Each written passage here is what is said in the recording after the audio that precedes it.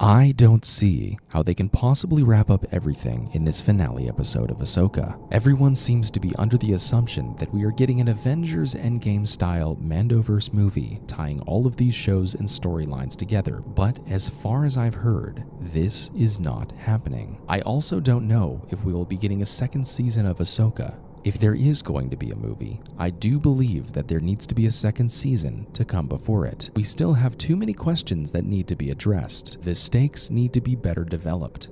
We need to be given a reason why there should be a movie, as opposed to just another season of just another show. Thrawn is not yet the great threat that he deserves to be, and we are still too far removed from the rising of the First Order to warrant an entire film dedicated to just those events. And back to the subject of wrapping things up for this season, there is just such an extensive list of subplots and side stories that we need answers for in this last episode. Thrawn, as I mentioned, needs to be shown as the wildly intelligent, brilliant strategist that he is. Sabine will probably use the Force in this episode, but we still need to see the development from her character. If she just comes right out and pulls off some intense, high-level Jedi Force powers, I can't see how that would go over very well with the fans. Ezra needs more screen time. We've gotten several minutes of him so far, but nothing really has stood out about his character.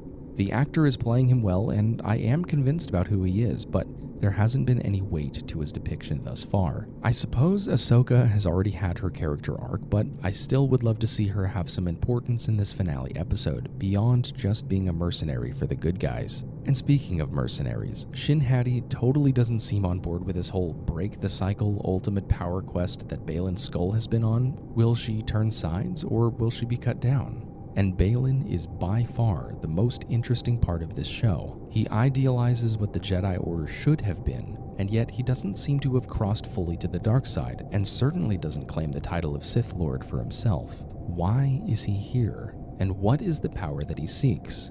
Abeloth? The Zepho? And with Ray Stevenson's death, we are once again put in the sad but serious situation of will they or won't they kill off the character. We saw how that worked out with Carrie Fisher. I'm sure they will find a way, and we will find out which way, as well as the answers to all of our other questions shortly in this last finale episode.